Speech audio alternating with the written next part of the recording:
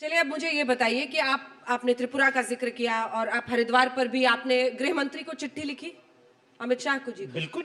हरिद्वार पर इनएक्शन क्यों है? वहां पर मुसलमानों के खिलाफ बोला गया है, त्रिपुरा वाले मामले पर तो मैं जाकर मिलकर उनको कहकर आया। क्या वादा किया उन्होंने? कमिटमेंट किया कि कल शाम तक हो जाएगा सब, आप निश्चिंत रहिए, मैं आपके मत का हूं। फिर जब बरेली में तौकीर रजा, मौलाना तौकीर रजा हिंदुओं के खिलाफ बोलते हैं, तब तो मदनी जी चुप रह जाते हैं। नहीं, दो बातें हैं इसमें। नहीं, आपने चिट्ठी लिखी क्या गृह मंत्री को? सर वही तो मैं कह रहा हूं, वही मैं बताना चाह रहा हूं आपसे। अगर आप कंपेयर करेंगे दोनों की भाषाओं को तो जमीन आसमान का फर्क है। उन्होंने किसी को बुरा नहीं कहा है, किसी को गाली नहीं दी है, किसी के बड़े को गाली नहीं दी है, तो वो भी गाली देने लगते जवाब में। आप उसको देख लीजिए। नहीं, उन्होंने क्या कहा था? अगर आप मुझसे पूछेंगी तो मैं उनके बहुत सारे लफ्जों से असहमत हूं। उनके वर्ड्स, उनका स्टाइल, मैं उससे सहमत नहीं हूं। आप सॉफ्ट लग रहे हैं उन पे। नो, बिल्कुल सॉफ्ट नहीं हूं। आप कह रहे हैं मैं सहमत नहीं हूं। हाँ, पर एक गृह मंत्री को चिट्ठी इस पर भी लिख देते ना, फिर हम मानते कि आप नफरत के खिलाफ नहीं, आप हिंदुओं के खिलाफ नफरत या मुस्लिमों के खिलाफ आप दोनों को एक बराबर नहीं कर सकती हैं, क्योंकि आप देखिए ना उनके अल्फाज क्या हैं। मैं उनको सपोर्ट नहीं कर रहा हूं। आप उनके अल्फाज, उन्होंने किसी और को कुछ कहा ही नहीं है, किसी को गाली नहीं दी है। मैं आपको सुनाती हूँ क्या कहा उन्होंने जी। 20 लाख मुसलमानों, ध्यान से सुनिए, मुझे डर है मेरे हिंदू भाई कि अगर मेरा युवा कानून को अपने हाथ में ले लेगा तो तुम्हें भारत में छिपने की जगह नहीं मिलेगी। मैं इससे बिल्कुल पूरी तरह सहमत हूं। ये पूरी तरह सहमत हूं मैं। और ये भाषा जो है बिल्कुल नामुनासिब है। इसी पे मदनी साहब मैं कह रही हूं, अगर आपकी नियत नफरत के खिलाफ होती तो आप एक चिट्ठी से गृह मंत्री को इस पर भी लिख देते कि मौलाना तौकीर रजा के खिलाफ आप एक्शन लीजिए। बात वो जो बात आप कह रही हैं और जहां बिठा रही हैं वो मुनासिब नहीं है। एक आप बात कह सकती हैं कि भाई तुम्हारा क्या कहना है, तो मैं अपना मत दूंगा, जरूर दूंगा और दे रहा हूं।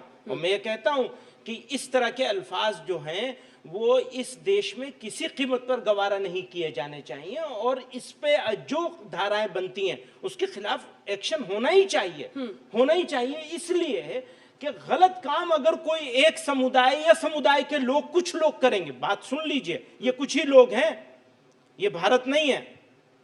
वो जो 80 बनाम 20 की बात हो रही है और उसको जिस कॉन्टेक्स्ट में देखा जा रहा है, मैं फिर कहता हूं, कोई 80 इस देश का 80 से भी ज्यादा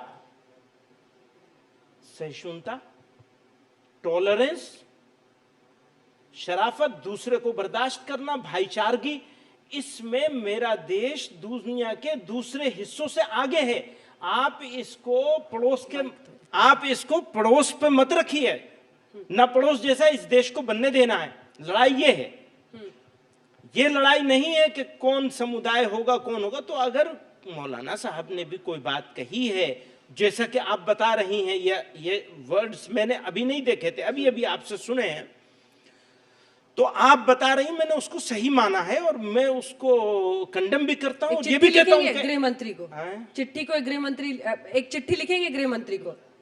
बिल्कुल, आपके माध्यम से तो पहुंचाए रहे हैं बात, आप कहेंगी तो चिट्ठी भी भेज देंगे। हम मेरे कहने पे मेरी चिट्ठी को सुनता कौन है? अगर सुना होता उन्होंने तो मैं 100 चिट्ठियां और भेजता उन्हें। मुझे एनवायरनमेंट के बारे में भी बात करनी है, मुझे बेरोजगारी के बारे में भी बात करनी है। उसका तो मौका ही नहीं है किसी मुसलमान को इत्तेफाक से। बस इसी का मौका रह गया कि वो हेट स्पीचेस के खिलाफ या हेट क्राइम के खिलाफ बोले, या बस मुसलमान की बात करे। अच्छा, कोलकाता में पिछले महीने आपने जमीयत उलेमाए हिंद का एक कॉन्फ्रेंस किया था और बोला कि मौजूदा सरकार में नफरत, हेट क्राइम्स जिसको कहते हैं, नफरत वाला जो अपराध है वो बढ़ा है। ये उनका वर्किंग कमेटी थी जमीयत उलेमा हिंद की, और वहां पर एक रेजोल्यूशन पास हुआ। हाँ।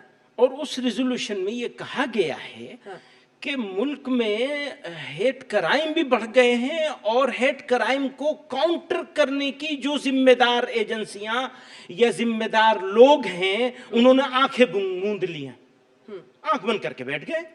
तो क्या ये सीधे सीधे मौजूदा सरकार के खिलाफ मुस्लिमों को वोट करने का आह्वान है? नो, फिर से पूछती हूँ। नो, वोट तो से कोई, इससे क्या मतलब? अगर कोई रियलिटी होगी, अच्छा आप इस रियलिटी को मान रही हैं या नहीं मान रही हैं कि एक्शन नहीं हो रहा है? पहले आप बताइए मुझे। नहीं, अभी तक जो कार्रवाई वहां होनी अंजना है जी, ना तौकीर रजा के खिलाफ हुई है ना हरिद्वार में अंजना आयोजकों के खिलाफ अंजना हुई जी, है। अगर दोनों जगह में नहीं हुआ। तौकीर रजा के किस्से को 3 दिन हुए हैं, 4 दिन हुए हैं, और उसके किस्से को महीना हो रहा है, तो वो अगर हो जाता तो इनकी हिम्मत ही नहीं होती कुछ करने की। आप समझिए, पर ये तो योगी मुल्क को सरकार कहां ने ले साफ जा कर रहे दिया है ना हैं, मुल्क सर। को कहां ले जा रहे हैं। 80% बनाम 20% की लड़ाई, वो तो चुनाव में क्लैरिटी से बोल रहे हैं। क्या आप उस क्लैरिटी से बोलने को तैयार हैं? क्या यही कि आप जो ये हेट क्राइम या मौजूदा सरकार इनएक्शन में है, नहीं कर रही है कुछ, तो बीजेपी के खिलाफ मुसलमानों वोट दो। बिल्कुल भी नहीं। मैं तो कहता हूं मुसलमानों को जहां जो सही लगे उसके साथ जाना चाहिए। ये क्या बात है कि बीजेपी के खिलाफ जाएंगे? क्यों जाएंगे बीजेपी के खिलाफ? अच्छा, और बीजेपी को भी मुसलमानों को लेने में क्यों परहेज है? आप दोनों नाव में पैर रख रहे हैं सर, कैसे होगा? कौन? एक तरफ आप कह रहे हैं कि उनके वक्त में घृणात्मक और तो नफरत उनको वाली ठीक जो करना है ना, घटनाएं हुई हैं, उनको ठीक करना है ना, खत्म थोड़ी करना है, ठीक करना है।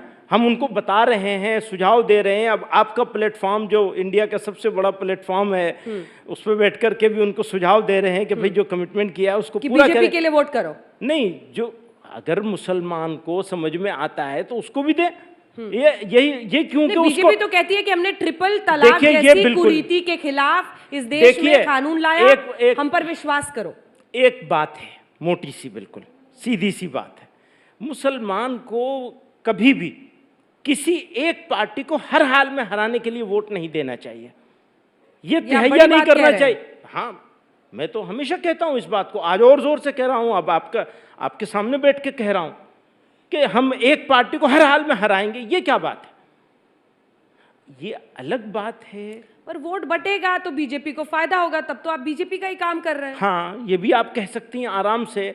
मेरे दोस्त लोग यही बात कहते हैं कि तुम तो बीजेपी की सपोर्ट लो। मैं बीजेपी की सपोर्ट की बात नहीं कर रहा हूँ, मैं एक मोटी सी बात कह रहा हूँ। क्या है वो कोई मोटी बात? भी एक सोसाइटी का एक बड़ा बड़ा पार्ट, मुसलमान इस मुल्क की सोसाइटी का एक अच्छा खासा पार्ट है, वो ये नियत कर ले कि इस पार्टी को हर हाल में हराना है, तो स्ट्रेटेजिकली ये गलत मूव है। क्यों? क्योंकि जिसको ये तय कर लेंगे उसको हराना है, तो उसको तो हमारी जरूरत वैसे ही नहीं रह गई। हाँ, और जिसको जिताना है उसको भी हमारी जरूरत नहीं रह गई। तो ये तो बिल्कुल गलत मूव है। कहीं आप ओवैसी जी के लिए तो नहीं बैटिंग नहीं, कर मैं रहे हैं? सबकी बात कर रहा हूं।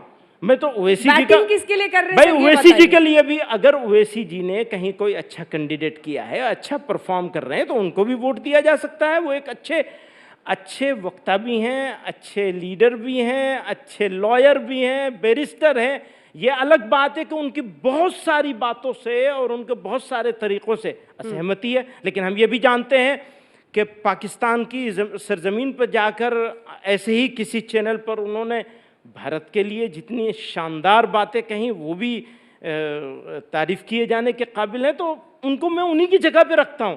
देखिए,